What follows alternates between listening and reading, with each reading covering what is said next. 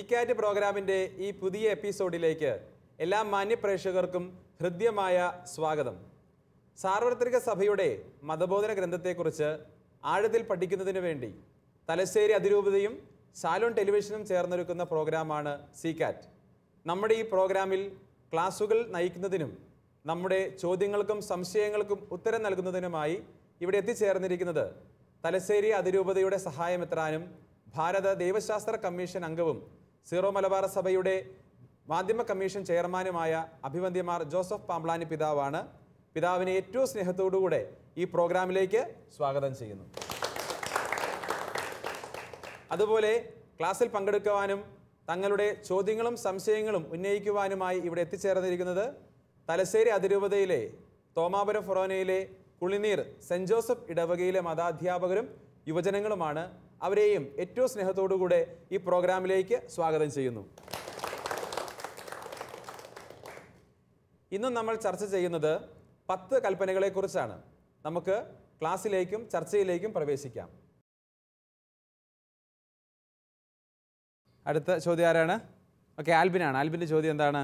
പിതാവിൻ്റെ ചോദ്യം ഇതാണ്: ജ്യോതിഷം, കൈനോട്ടം, നക്ഷത്രഫലം തുടങ്ങിയവ ക്രൈസ്തവ വിശ്വാസവുമായി ഒത്തുപോകുമോ?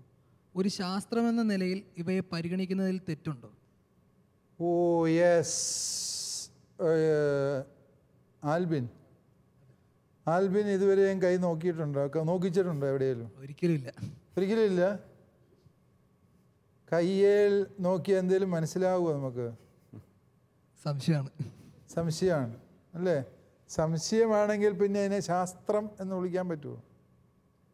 ചിലര് അതിനെപ്പറ്റി പഠിച്ചവര് ഹസ്തരേഖാ ശാസ്ത്രം എന്നൊക്കെ വഴിയിൽ എഴുതി വെച്ചേക്കുന്ന കണ്ടിട്ടാണ് അത് ശാസ്ത്രമാണെന്ന് ആൽബിൻ വിചാരിക്കുന്നത് അല്ലേ?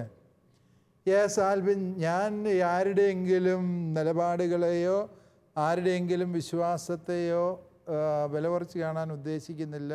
അത് ശാസ്ത്രമായി കരുതുന്നവർ ശാസ്ത്രമായി കരുതിക്കോട്ടെ. പക്ഷേ ക്രിസ്തീയ വിശ്വാസത്തിൽ ഇത്തരത്തിലുള്ള നിലപാടുകൾ വിശ്വാസത്തിന് വിരുദ്ധമാണ് എന്നതാണ് സഭയുടെ പ്രബോധനം. എന്ന് പറഞ്ഞാൽ അതിൻ്റെ അടിസ്ഥാന കാരണം എന്താണെന്ന് ചോദിച്ചാൽ, നമ്മുടെ ഭാവി ദൈവകരങ്ങളിൽ ഭദ്രമാണ്. അതാണ് നമ്മുടെ അടിസ്ഥാന വിശ്വാസം. ദൈവപരിപാലനയിലാണ് നാം വിശ്വസിക്കുക.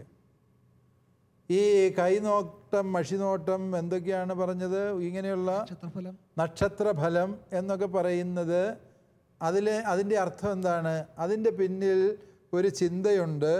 നമ്മുടെ വിധി പണ്ടേ എഴുതി വച്ചിരിക്കുകയാണ്, നിശ്ചയിക്കപ്പെട്ടിരിക്കുകയാണ്. ഒരുതരം പ്രീ ഡിറ്റർമിനിസമാണത്. മുൻകൂട്ടി നമ്മുടെ ജീവിതത്തിൻ്റെ വിധി നിശ്ചയിക്കപ്പെട്ടു.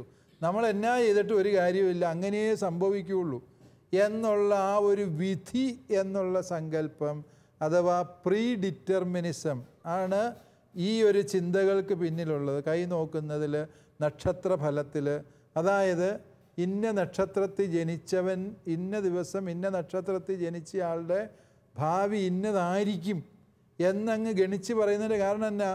ഇന്ന നക്ഷത്രത്തിൽ ജനിച്ചവൻ്റെ ഗതി ഇന്നതായിരിക്കും, പണ്ടേ എഴുതപ്പെട്ടു, ഇനി അത് മാറ്റാൻ പറ്റിയാൽ എന്ന് പറയുന്നത് സഭയുടെ വിശുദ്ധ ഗ്രന്ഥത്തിൻ്റെ വെളിപാടിൻ്റെ നിലപാടിൽ അംഗീകരിക്കുകയല്ല. കാരണം ഓരോ മനുഷ്യനെയും കുറിച്ച് ദൈവത്തിനുള്ള പദ്ധതി അത് ദൈവത്തിന് മാത്രം അറിയാവുന്നതും മനുഷ്യൻ്റെ പ്രവർത്തനങ്ങളോടും ദൈവിക പദ്ധതിയോടുള്ള സഹകരണത്തിനുമനുസരിച്ച് അത് ഗുണമോ ദോഷമോ ആയി പരിണമിക്കാവുന്നതുമാണ് എന്നതാണ് സഭയുടെ നിലപാട്. നിയമാവർത്തന പുസ്തകം തന്നെ പറഞ്ഞു വയ്ക്കുന്നുണ്ട്, ഞാനിതാ നിൻ്റെ മുമ്പിൽ ജീവനും മരണവും വെച്ചിരിക്കുന്നു, നിനക്കിഷ്ടമുള്ളത് തിരഞ്ഞെടുക്കാം അല്ലേ? അതായത് ദൈവത്തിൻ്റെ പ്രമാണങ്ങൾ അനുസരിച്ച് ജീവിക്കാനാണ് ഞാൻ തീരുമാനിക്കുന്നത് എങ്കിൽ അതെനിക്ക് അനുഗ്രഹമായി മാറും. അതേസമയം ദൈവപ്രമാണങ്ങളെ ലംഘിച്ച് ജീവിച്ചാലോ അതെനിക്ക് ദുരന്ത കാരണമായി തീരും. നേരത്തെ പറഞ്ഞ നക്ഷത്രഫലം കൈനോട്ടത്തിൽ ഈ ഒരു വിഷയമില്ല. ഞാൻ പ്രമാണം അനുസരിച്ചാലും അനുസരിച്ചില്ലേലും എൻ്റെ കാര്യം കട്ടപ്പോകാം, ആ രീതിയിൽ പറയാൻ പാടില്ല. അത് ക്രൈസ്തവ വിശ്വാസവുമായി അത് ഒത്തുപോകാത്തതിൻ്റെ കാരണം ദൈവപരിപാലന എന്നുള്ള ആശയത്തെ അത് നിഷേധിക്കുന്നു എന്നുള്ളത് കൊണ്ടാണ് അത് നമ്മുടെ വിശ്വാസത്തിൽ അത് സ്വീകാര്യമായി തീരാത്തത് എന്ന വസ്തുത നമ്മൾ മനസ്സിലാക്കുക. ഇനി ഇത് ശാസ്ത്രമാണോ അല്ലയോ എന്ന് ചോദിച്ചാൽ അതിനെക്കുറിച്ച് അനുഭവസ്ഥരാണ് മറുപടി പറയേണ്ടത്, അല്ലേ? ചിലർ കൈ നോക്കി വെച്ചിട്ട് പറയും. ഇപ്പം എനിക്കറിയാവുന്നൊരു ചെറുപ്പക്കാരനുണ്ട്, ഒരിക്കൽ എൻ്റെ അടുത്ത് വന്നു. അവൻ 21-ാം വയസ്സിൽ മരിക്കും എന്നൊരു ഹസ്തരേഖാ ശാസ്ത്രജ്ഞൻ പറഞ്ഞു. അവന് 20 വയസ്സ് ആയപ്പോഴാണ് ഇത് പറയുന്നത്. 1 കൊല്ലം കൊണ്ട് ആ കൊച്ചൻ്റെ തൂക്കം നേർപ്പകുതിയായി. കാരണം അടുത്ത കൊല്ലം മരിക്കുമെന്നാണ് പറഞ്ഞേക്കുന്നത്. ഇതോർത്ത് അവൻ്റെ പഠനം ഉഴപ്പി അവൻ ആകെ ഗതികേടിലായി. 21-ാം വയസ്സിൽ മരിക്കുമെങ്കിൽ പിന്നെ എന്തിനാണ് ജീവിക്കുന്നത് എന്ന മട്ടിൽ ഇപ്പോഴേ അവൻ മരിച്ചു തുടങ്ങി. ഞാൻ അവനോട് പറഞ്ഞു, അവൻ്റെ കൈ പിടിച്ച് നോക്കി വെച്ചിട്ട് ഞാൻ പറഞ്ഞു, നീ ഉടനെ എങ്ങും മരിക്കുകയല്ല, നീ സമാധാനമായിട്ടിരിക്കാൻ പറഞ്ഞു. ഹസ്തരേഖ നോക്കി ഞാൻ പറഞ്ഞതല്ല, ദൈവത്തിന് അവനെക്കുറിച്ചൊരു പദ്ധതിയുണ്ട് എന്നെനിക്ക് ഉറപ്പുണ്ട്, അല്ലേ? അതായത് ജീവിതത്തിനെ ദൈവകരങ്ങളിൽ ഏൽപ്പിക്കുമ്പോൾ കിട്ടുന്ന ഒരു സുരക്ഷിതത്വമുണ്ട്. ജീവിതത്തിന് എപ്പോഴും ഒരു അനിശ്ചിതത്വം ഉണ്ടെന്ന് നമുക്കറിയാം. നമ്മൾ എത്ര നാൾ വരെ ജീവിക്കുമെന്ന് നമുക്കറിയത്തില്ല, നമ്മുടെ ഭാവി എന്തായിരിക്കുമെന്ന് അറിയത്തില്ല, നമ്മുടെ പരീക്ഷ ജയിക്കുമെന്ന് അറിയത്തില്ല. IELTS എഴുതിയ കൊച്ചിന് IELTS ജയിക്കുമെന്ന് കയ്യെ നോക്കി പറയാൻ പറ്റുമോ? ഇങ്ങനെയുള്ള കുറേ കാര്യങ്ങൾ ശേഷിക്കുന്നുണ്ട്. ഈ അനിശ്ചിതത്വങ്ങൾ എന്ന് പറയുന്നത് അത് ജീവിതത്തിൻ്റെ സൗന്ദര്യം കൂടിയാണ്, അല്ലേ? നിങ്ങളൊന്ന് ആലോചിച്ച് നോക്കുക. ഈ നമ്മുടെ ജീവിതത്തിൻ്റെ സൗന്ദര്യം എന്ന് പറയുന്നത് നമുക്കായി ദൈവം വലിയ കാര്യങ്ങൾ കരുതി വച്ചിരിക്കുന്നു എന്നുള്ള ആ പ്രത്യാശയാണ് നമ്മുടെ ജീവിതത്തിൻ്റെ സൗന്ദര്യം എന്ന് പറയുന്നത്. ആ പ്രത്യാശയ്ക്ക് വകയില്ല. അതാണ് അതിനകത്ത് അപകടമെന്ന് പറയുന്നത്. എൻ്റെ കാര്യം പണ്ടേ തീരുമാനിക്കപ്പെട്ടു പോയി, എൻ്റെ കാര്യം തീർന്നു എന്നുള്ള ആ ഒരു പ്രത്യാശാരഹിതമായ ജീവിതം ക്രിസ്തീയ വിശ്വാസവുമായി ഒരിക്കലും ഒത്തുപോകാത്തതാണ്. അതുകൊണ്ടാണ് ഇത് 1-ാം പ്രമാണത്തിൻ്റെ ലംഘനമാണ് എന്ന് പറയുന്നത്. നിന്നെ കരുതുന്ന, കാക്കുന്ന, പരിപാലിക്കുന്ന ഒരു ദൈവം നിനക്കുണ്ട് എന്ന ബോധ്യം നിനക്ക് ജീവിതത്തിൽ അടിസ്ഥാനപരമായി വേണം. നിൻ്റെ ഭാവി എഴുതിയിരിക്കുന്നത് ദൈവത്തിൻ്റെ ഹൃദയത്തിലാണ്, അല്ലാതെ കൈയുടെ വരയിലല്ല. നിൻ്റെ ഭാവി എഴുതപ്പെട്ടിരിക്കുന്നത് നക്ഷത്രങ്ങളിലല്ല, ദൈവത്തിൻ്റെ തിരുഹിതത്തിലാണ്. ആ ഒരു തിരിച്ചറിവ് വിശ്വാസത്തിൻ്റെ വഴിയിൽ നമുക്ക് വേണം. അതില്ലാതെ പോയി കഴിഞ്ഞാൽ പ്രത്യാശ എന്ന ക്രിസ്തീയ മൂല്യം അർത്ഥശൂന്യമായിത്തീരുന്നു. പിതാവേ, അങ്ങനെയെങ്കിൽ നമ്മുടെ സഭയിൽ അംഗീകരിച്ചിട്ടുള്ളൊരു കാര്യമാണ് പ്രവചിക്കുക എന്നുള്ളത്, പ്രവചനപരം. അതിനെ നമുക്കെപ്പോൾ അങ്ങനെ നോക്കിക്കാണാനായിട്ട് സാധിക്കും? പ്രവചിക്കുക എന്ന് പറയുന്നത് എന്താണ്? ഒരു വ്യക്തി സ്വന്തം ഇഷ്ടപ്രകാരം നടത്തുന്നത് പ്രവചനമല്ല. അത് അയാൾ എന്തെങ്കിലും കൈക്രിയകൾ കാണിച്ചോ ഗണിച്ചോ പറയുന്നതല്ല പ്രവചനം. പ്രവചനം എന്നതിലൂടെ സഭ ഉദ്ദേശിക്കുന്ന പ്രവചനം ഇത്രയേ ഉള്ളൂ: ആ വ്യക്തിയിലൂടെ ദൈവാത്മാവ് സംസാരിക്കുന്നു. ദൈവാത്മാവ് സംസാരിക്കുന്നുവെങ്കിൽ തീർച്ചയായും അത് ദൈവഹിതം തന്നെയാണല്ലോ. ശരിയായ ദൈവാത്മാവാണ് ഒരു വ്യക്തിയിലൂടെ സംസാരിക്കുന്നത് എങ്കിൽ ആ വ്യക്തിയെക്കുറിച്ചുള്ള ദൈവഹിതമാണ്. ദൈവത്തിന് നമ്മളെക്കുറിച്ചൊരു പദ്ധതിയുണ്ട്, അത് നമ്മൾ അംഗീകരിക്കുന്ന വസ്തുതയാണ്. പക്ഷേ ആ പദ്ധതി ഒരു പ്രീ ഡിറ്റർമിനിസമായി മാറാൻ പാടില്ല. അത് അപകടകരമാണ്. ജീവിതത്തിൻ്റെ സന്തോഷവും സൗന്ദര്യവും നശിപ്പിക്കുന്ന പ്രവൃത്തിയാണ് അത് എന്നുകൂടി നാം ഓർക്കുക. അടുത്ത ചോദ്യം ആരാണ്? ഓക്കെ, ഡെൽസി ടീച്ചറാണ്. ടീച്ചറുടെ ചോദ്യം എന്താണ്? പിതാവേ, എൻ്റെ സംശയം ഇതാണ്. വീടിന് സ്ഥാനം കാണൽ, വാസ്തുനോക്കൽ എന്നിവ ക്രൈസ്തവ വിശ്വാസത്തിന് എതിരാണെന്ന് പലരും പഠിപ്പിക്കുന്നുണ്ട്. ഇതിനെക്കുറിച്ചുള്ള സഭയുടെ ഔദ്യോഗിക പഠനം എന്താണ് എന്ന് വിശദമാക്കാമോ? യെസ്, വീടിന് സ്ഥാനം കാണുന്നതിന് വിശ്വാസ വിരുദ്ധമായൊരു കാര്യമല്ല. വീടിന് സ്ഥാനം കാണാം. വീട് എവിടെയെങ്കിലും പണിത് വെക്കുമല്ലോ. വീട് നല്ല സ്ഥലത്ത് വേണം. ഇത് ചെളിയൊന്നുമല്ല, ഇതിൻ്റെ അടിയിൽ ഉറപ്പുള്ള പാറയുണ്ട്. ഇങ്ങനെയൊക്കെയുള്ള സ്ഥാനം കണ്ടെത്തുക, ഉറപ്പിക്കുക. അതുപോലെ തന്നെ വായു സഞ്ചാരമുള്ള പ്രദേശം, അതുപോലെ സൂര്യപ്രകാശം വീട്ടിനകത്ത് പതിക്കുന്നത്, ഇങ്ങനെയൊക്കെയുള്ള ദിക്കുകൾ, ദിശകൾ, വായു സഞ്ചാരങ്ങൾ, അതുപോലെ തന്നെ ഓരോ പ്രദേശത്തിനും ചില മാഗ്നറ്റിക് ഫീൽഡുകളുണ്ട്. അതുപോലെ തന്നെ ഭൂമിക്കടിയിലൂടെയുള്ള ചില ജലപ്രവാഹങ്ങളുണ്ട്. ഇതൊക്കെയും പരിഗണിക്കുന്നതുകൊണ്ട് വീട് പണിയുന്നത് ഗുണകരമാണ്, അല്ലേ? അത് ഇപ്പോഴതിന് ആർക്കിടെക്ചർമാരുണ്ട്, എൻജിനീയർമാരുണ്ട്, അവരെ അത് കണ്ടെത്തുവാൻ.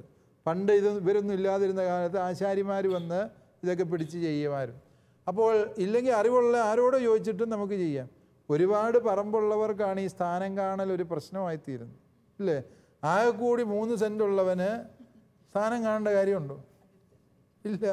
ആകെ 3 സെൻറ്റേ ഉള്ളൂ. വഴിയരികിലോട്ട് തിരിച്ചൊറ്റ വീടേ പണിയാൻ പറ്റുള്ളൂ. പിന്നെ അവൻ എന്നാ സ്ഥാനം കാണാനിരിക്കും, ഇല്ലേ? അതുകൊണ്ട് പലപ്പോഴും ഈ സ്ഥാനം കാണൽ അമിത പറമ്പുള്ളവൻ്റെ ഒരു ധൂർത്താണ് എന്നുള്ളത് വസ്തുതാപരമാണ്. എനിവേ, സ്ഥാനം കണ്ടെത്തുന്നത് നമുക്ക് വിവിധ സാധ്യതകളുള്ളപ്പോൾ അതിലെ ഏറ്റവും ഗുണകരമായ സ്ഥാനം ഏത് എന്ന് കണ്ടെത്താൻ വിവരമുള്ളവരുടെ അഭിപ്രായം ചോദിക്കുന്നതിലോ ഉപദേശം തേടുന്നതിലോ തെറ്റില്ല. അതുകൊണ്ട് സ്ഥാനം കാണുന്നതിൽ തെറ്റില്ല. തന്നെയല്ല ബൈബിള് ജെറുസലേം ദേവാലയം പണിയേണ്ടത് ഇന്ന സ്ഥലത്താണ് എന്ന് ദൈവമായ കർത്താവ് നിശ്ചയിച്ചു കൊടുക്കുന്നുണ്ട്. എവിടെയെങ്കിലും കൊണ്ട് പണിതോളാനല്ല പറഞ്ഞത്, ഇന്ന സ്ഥലത്ത് കൃത്യം ആ സ്പോട്ടിൽ പണിയണമെന്നാണ് പറഞ്ഞത്. അതുകൊണ്ട് സ്ഥാനം നിശ്ചയിച്ച് വീട് പണിയുന്നതിൽ തെറ്റില്ല എന്നല്ല, ശരിയായ കാര്യമാണ്. എന്നാൽ അതിൻ്റെ വാസ്തു നിശ്ചയിക്കുക എന്ന് പറയുന്നത് വിവിധ വിശ്വാസങ്ങൾ അനുസരിച്ച് അത് ഒരു ദൈവസങ്കല്പമാണ്. ആ ദേവൻ്റെ ഇരിപ്പിടം, ആ ദേവൻ്റെ വാസസ്ഥാനം, ആ ദേവൻ്റെ ഇഷ്ടം, ഇതൊക്കെ പരിഗണിക്കുന്ന ചില നിമിത്തങ്ങൾ ഈ വാസ്തുകൽപ്പനയുടെ പിന്നിലുണ്ട്. അത് അനുസരിച്ച് ചെയ്യുന്നവരെ നമ്മൾ ബഹുമാനിക്കുന്നു. ഇതര മതസ്ഥരുടെ വിശ്വാസത്തെ നമ്മൾ ആദരവോടെ നോക്കിക്കാണുന്നു. അതിനകത്ത് വിധി പറയാൻ നമ്മൾക്ക് അവകാശമില്ല. അവരാ വിശ്വാസം അനുസരിച്ച് ജീവിക്കുന്നത് നല്ലതാണ്. എന്നാൽ ക്രിസ്ത്യാനിയെ സംബന്ധിച്ചിടത്തോളം അവൻ്റെ ഭവനത്തിൻ്റെ നാഥൻ ആരാണ്? ക്രിസ്തുവാണ്. ദൈവപുത്രനാണ്, ത്രിയേക ദൈവമാണ്. ആ ത്രിയേക ദൈവമല്ലാതെ അവൻ്റെ വീടിൻ്റെ അധീശത്വം ഏറ്റെടുക്കുന്നതോ അതിനെ നിയന്ത്രിക്കുന്നതോ അതിൻ്റെ ദിശകൾക്കനുസരിച്ച് അവൻ്റെ ഭാവി നിശ്ചയിക്കുന്നതോ ആയ മറ്റൊരു ശക്തിയുണ്ട് എന്നുള്ളത് നമ്മൾ വിശ്വസിക്കാത്ത കാര്യമാണ്. അതുകൊണ്ട് തന്നെ നമുക്ക് മറ്റ് കാര്യങ്ങളിലേക്ക് ഇടപെടേണ്ട കാര്യമില്ല. ഇത്തരത്തിലുള്ള ചില വിശ്വാസങ്ങളോ ഇതര മതവിശ്വാസങ്ങളെയോ ക്രൈസ്തവൻ അനുധാവനം ചെയ്യുന്നത് ഒന്നാം പ്രമാണത്തോടുള്ള ആദരവിൻ്റെ കുറവാണ്. അതുകൊണ്ട് ആ രീതിയിൽ തന്നെ അതിനെ മനസ്സിലാക്കും. ഇനി നമ്മൾക്ക് സ്ഥാനം കാണുന്നതിൽ തെറ്റില്ല. അതേസമയം ഈ സ്ഥാനം കാണൽ എന്നുള്ള നില മറന്ന് അതിനെ സത്യദൈവ വിശ്വാസത്തിൻ്റെ ലംഘനമായി വ്യാഖ്യാനിച്ചാൽ അത് തെറ്റായ നിലപാടാണ് എന്ന് പറയാതെ നിവൃത്തിയില്ല. വ്യക്തമായല്ലോ അല്ലേ? അടുത്ത ചോദ്യം ആരാണ്? ഓക്കെ. പിതാവേ, മനുഷ്യരെക്കാളും ദൈവത്തെയാണ് അനുസരിക്കേണ്ടത് എന്ന് അപ്പോസ്തല പ്രവർത്തനം 5-ാം അധ്യായം 29-ാം വാക്യത്തിൽ പറയുന്നു. ഇതിൻ്റെ അടിസ്ഥാനത്തിൽ രാഷ്ട്രീയ നിയമങ്ങളും മാനുഷിക നിയമങ്ങളും അനുസരിക്കേണ്ടതിൻ്റെ ആവശ്യകത എന്താണ് എന്നൊന്ന് പറയാമോ? യെസ്, രാഷ്ട്ര നിയമങ്ങൾ, സമൂഹത്തിലെ നിയമങ്ങൾ, ഇതൊക്കെയും ദൈവപ്രമാണത്തിന് വിരുദ്ധമല്ല. ഒരു ബഹുഭൂരിപക്ഷം സന്ദർഭങ്ങളിലും ഇവ ഒത്തുപോകുന്നതാണ്. 99% ഇത് ഒത്തുപോകുന്നതാണ്. കാരണം കൊല്ലരുത് എന്ന് ദൈവപ്രമാണം പറയുന്നു. ഏതെങ്കിലും രാഷ്ട്രം നിങ്ങൾ തമ്മിൽ തല്ലി മരിച്ചോളാൻ പറയുന്നുണ്ടോ? ഇല്ല. ഏതെങ്കിലും സമൂഹത്തിലോ കുടുംബത്തിലോ അങ്ങനെ നിയമമുണ്ടോ? ഇല്ല. എന്നാൽ കൊല്ലരുത് എന്ന് പറയുന്ന പ്രമാണത്തിന് രാഷ്ട്രം ചിലപ്പോൾ ചില കാര്യങ്ങളിൽ അനുവാദം കൊടുക്കുന്നു. അവിടെ ദൈവപ്രമാണത്തെയാണ് നമ്മൾ അനുസരിക്കുക. ഉദാഹരണമായി ഗർഭഛിദ്രം നടത്തുന്നത് ഇന്ത്യയിൽ MTP ആക്ട് പ്രകാരം അനുവദനീയമായ സാഹചര്യങ്ങളുണ്ട്. എന്നാൽ മനുഷ്യജീവനാണ് ഒരു അമ്മയുടെ ഉദരത്തിൽ വളരുന്നത് എന്നും അമ്മയുടെ ഉദരത്തിലുള്ള ഓരോ കുഞ്ഞും ഒരു പൂർണ്ണ മനുഷ്യ വ്യക്തിയാണ് എന്നുള്ളതിനാലും ഗർഭഛിദ്രം ഒരു കാരണവശാലും പാടില്ല, അത് കൊലപാതകമാണ് എന്ന് ദൈവപ്രമാണം പഠിപ്പിക്കുമ്പോൾ വിശ്വാസി MTP ആക്റ്റാണോ അനുസരിക്കേണ്ടത്, ദൈവപ്രമാണമാണോ അനുസരിക്കേണ്ടതെന്ന് ചോദിച്ചാൽ ഏതനുസരിക്കണം? ദൈവപ്രമാണം അനുസരിക്കണം, അല്ലേ? ഒരു ചെറിയ മടിയുണ്ട് അത് പറയാൻ. ദൈവപ്രമാണം തന്നെയാണ് അനുസരിക്കുന്നത്. ദൈവപ്രമാണമാണ് അനുസരിക്കേണ്ടത്, അല്ലേ? അതുപോലെ തന്നെ കൊലപാതകത്തെക്കുറിച്ച് തന്നെ ചിന്തിക്കുമ്പോൾ നമുക്കറിയാം, ഈ വധശിക്ഷ, ഒരു മനുഷ്യ വ്യക്തിയെ ഇങ്ങനെ വധശിക്ഷയ്ക്ക് വിധിക്കാൻ രാഷ്ട്രത്തിനുള്ള അവകാശത്തെ മാനിക്കുമ്പോൾ തന്നെ അത് മനുഷ്യ വ്യക്തികൾ നടത്തുന്ന ഒരു വിധിയാണ്. അതിൽ തെറ്റ് പറ്റാം. ഒരാളെ കൊന്നുകളഞ്ഞിട്ട് തെറ്റ് പറ്റിയെന്ന് പറഞ്ഞതുകൊണ്ട് കാര്യമുണ്ടോ? അത് പരിഹരിക്കാൻ പറ്റാത്ത അപകടത്തിലേക്കല്ലേ ആ നീതി സങ്കല്പം ചെന്നെത്തുന്നത്. അതുകൊണ്ട് തന്നെ വധശിക്ഷ എന്ന് പറയുന്നത് തെറ്റായ നിലപാടാണ് എന്നതാണ് സഭയുടെ കാഴ്ചപ്പാട്. ജീവൻ്റെ മേലുള്ള ദൈവത്തിൻ്റെ അധികാരത്തിന്മേൽ മനുഷ്യൻ കയ്യേറ്റം നടത്തുന്നതാണ്. എങ്കിലും ഓരോ രാഷ്ട്രത്തിൻ്റെയും നിയമങ്ങളെ, പ്രമാണങ്ങളെ നമ്മൾ അനുസരിക്കുന്നു. ക്രിസ്ത്യാനിയെ വധശിക്ഷയ്ക്ക് വിധിച്ചാൽ ഞങ്ങളുടെ വിശ്വാസം അനുസരിച്ച് വധശിക്ഷയില്ല എന്ന് പറഞ്ഞ് തടിയൂരാനൊന്നും പറ്റിയല്ല. ഈ രാഷ്ട്രത്തിൻ്റെ നിയമം നമ്മൾ അനുസരിക്കാൻ ബാധ്യസ്ഥരാണ്. പക്ഷേ സഭയുടെ ഔദ്യോഗിക നിലപാട് വധശിക്ഷയ്ക്ക് എതിരാണ്. ലോകരാഷ്ട്രങ്ങളിലെല്ലാം തന്നെ വധശിക്ഷയ്ക്ക് എതിരായുള്ള വികാരങ്ങളും വിചാരങ്ങളും രൂപപ്പെട്ടു വരുന്നുണ്ട്. ഇപ്പോൾ വളരെ കുറച്ച് രാജ്യങ്ങളെ വധശിക്ഷ വിധിക്കാൻ നിയമം നിലവിലുള്ളൂ എന്നുള്ള സത്യം. സമീപഭാവിയിൽ തന്നെ നമ്മുടെ രാജ്യവും ഈ മനുഷ്യ മഹത്വത്തെ മാനിക്കുന്ന നിലപാടുകളിലേക്ക് വരും എന്ന് ന്യായമായും നമുക്ക് പ്രതീക്ഷിക്കാം. അടുത്ത ചോദ്യം ആരാണ്? ഓക്കെ, സിസ്റ്റർ ചോദിക്കാൻ. ഓക്കെ. പിതാവ് ഗർഭചിത്രത്തെക്കുറിച്ച് ഇപ്പോൾ സൂചിപ്പിച്ചു. എൻ്റെ ഒരു സംശയം ഇതാണ്. പഠിച്ചുകൊണ്ടിരിക്കുന്ന ഒരു കുട്ടി ചില പ്രത്യേക സാഹചര്യങ്ങളിൽ ആ കുട്ടിയുടെ കുടുംബവുമായി ബന്ധപ്പെട്ട് സഹോദരങ്ങളാൽ ഗർഭസ്ഥയായി തീരുന്നു. അപ്പോൾ ആ കുട്ടി നമ്മളെ സമീപിക്കുമ്പോൾ നമ്മൾ എന്താണ് നിർദ്ദേശം നൽകാവുന്നത്? പഠിച്ചുകൊണ്ടിരിക്കുന്ന ഒരു കുട്ടിയാണ്. ആ കുട്ടിയുടെ ജീവിതം, മുമ്പോട്ടുള്ള ജീവിതത്തെ ബാധിക്കുന്ന ഒരു കാര്യമാണ്. അപ്പോൾ ആ കുഞ്ഞിനെ നശിപ്പിക്കുന്നതിനെക്കുറിച്ചാണോ നമ്മൾ പറഞ്ഞു കൊടുക്കേണ്ടത്, അതെയോ? യെസ്, ഇത് വളരെ വൈകാരികമായ ഒരു ചോദ്യമാണ്. ആ ചോദ്യത്തിന് ഉത്തരം പറയുമ്പോൾ വികാരപരമായി മാത്രം ഉത്തരം പറയാൻ എനിക്ക് സാധിക്കില്ല. നമുക്ക് എല്ലാവർക്കും വൈകാരികമായി അത് കുഴപ്പമില്ല എന്ന് പറയാനുള്ള പ്രേരണയും പ്രചോദനവും ഉണ്ടാകാം. പക്ഷേ ഇതേ സംബന്ധിച്ചുള്ള ദൈവപ്രമാണം പാലിക്കാൻ നമ്മളെല്ലാവരും ബാധ്യസ്ഥരാണ്. ആ ഒരു കുഞ്ഞിൻ്റെ സൽപ്പേരിനെ രക്ഷിക്കാൻ വേണ്ടി നമ്മൾ മറ്റൊരു കുഞ്ഞിനെ ഇല്ലായ്മ ചെയ്യുക, അത് ജനിച്ചവർക്ക് ഈ ഭൂമിയിൽ അവകാശമുള്ളൂ, ജനിക്കാനുള്ളവർക്ക് അവകാശമില്ല എന്ന് പറയുന്നതിന് തുല്യമാണ്. യഥാർത്ഥത്തിൽ നമ്മൾ ശിക്ഷിക്കുന്നത് ഒരു നിഷ്കളങ്കമായ ജീവനെയാണ്. അതേസമയം ശിക്ഷിക്കേണ്ടത് ആരെയാണ്? ഈ തോന്നിവാസം കാണിച്ചവനെയാണ് ശിക്ഷിക്കേണ്ടത്.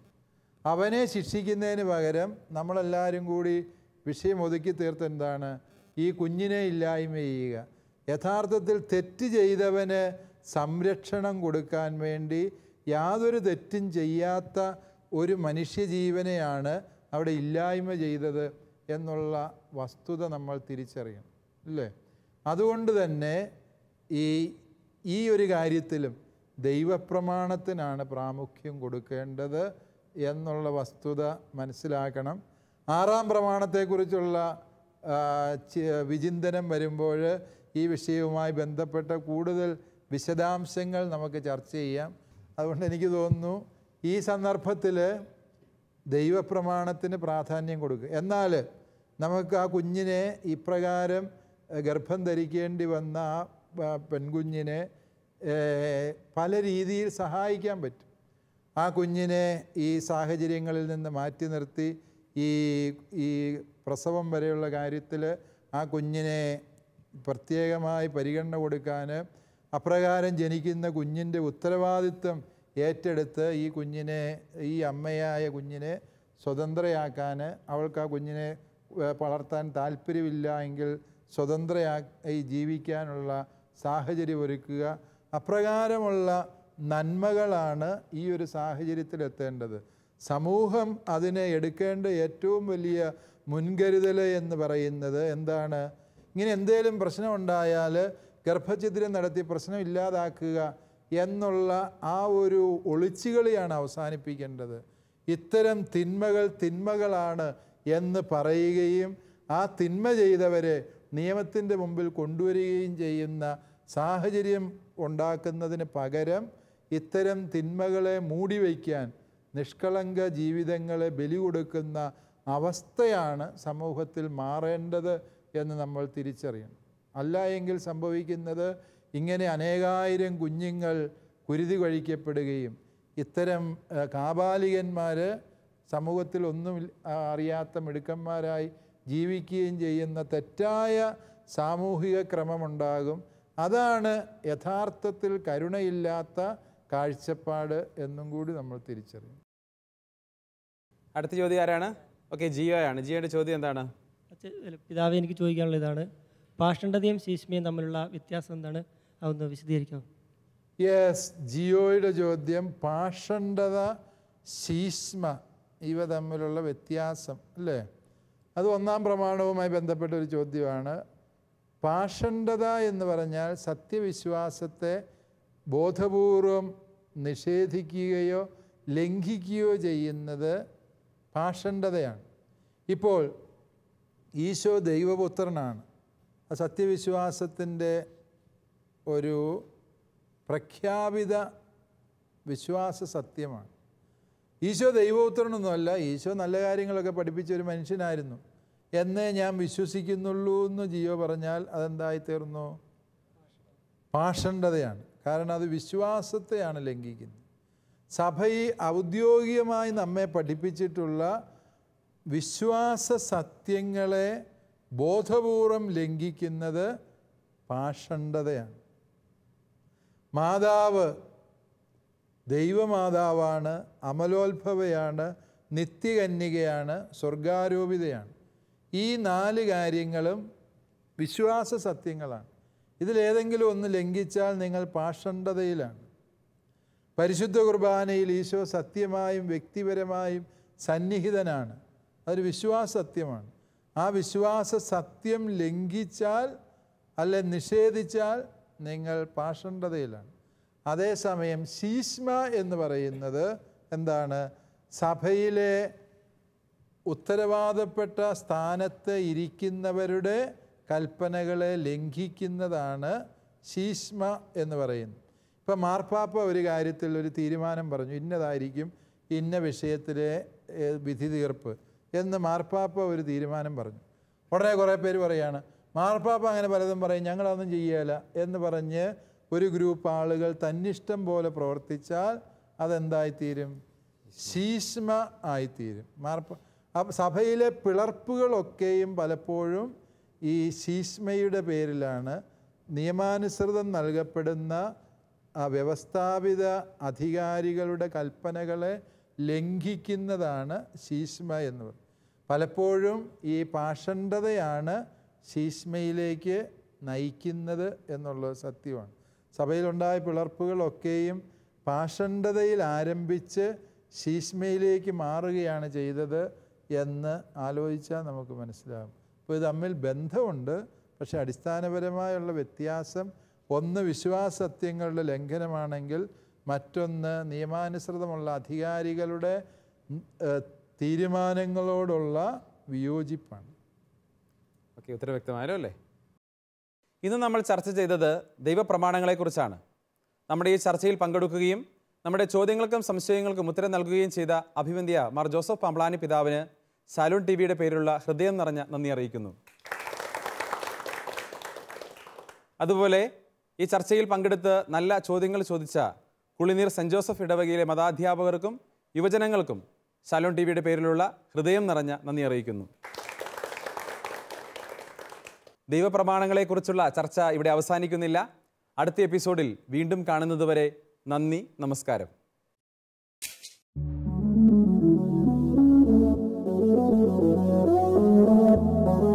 CCAT പ്രോഗ്രാമിന്റെ മുൻ എപ്പിസോഡുകൾ കാണുവാൻ ലോഗോൺ ചെയ്യൂ www.shalomtv.tv/ccat.